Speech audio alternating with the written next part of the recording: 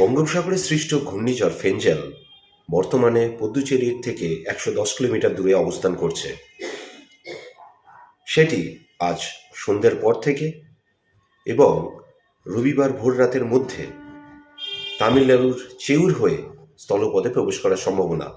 স্থলপথে প্রবেশ করার মুহূর্তে বাতাসের সর্বোচ্চ গতিবেগ ৭০ থেকে ৮০ কিলোমিটার থাকার সম্ভাবনা রয়েছে। ঘূর্ণিঝড় ফেঞ্জালের প্রভাবে তামিলনাড়ু, কেরল এবং কর্ণাটকের কিছু অংশে অতি ভারী বৃষ্টির সম্ভাবনা রয়েছে। পরবর্তী ৪৮ ঘন্টায় সেটি কেরালা হয়ে আরব সাগরের দিকে সরে যাওয়ার সম্ভাবনা থাকছে। ঘূর্ণিঝড় ফেঞ্জালের পরোক্ষ প্রভাবে পূর্ব ভারতের কিছু অংশে বিক্ষিপ্তভাবে কয়েক পশলা বৃষ্টির সম্ভাবনা গাঙ্গেয় পশ্চিমবঙ্গের কিছু অংশে। ইতিমধ্যে উত্তর ভারতের কাশ্মীর সংলগ্ন অংশে ভারী তুষারপাত শুরু হয়েছে। ঘূর্ণিঝড় ফেঞ্জালের প্রভাব কমে যাওয়ার পর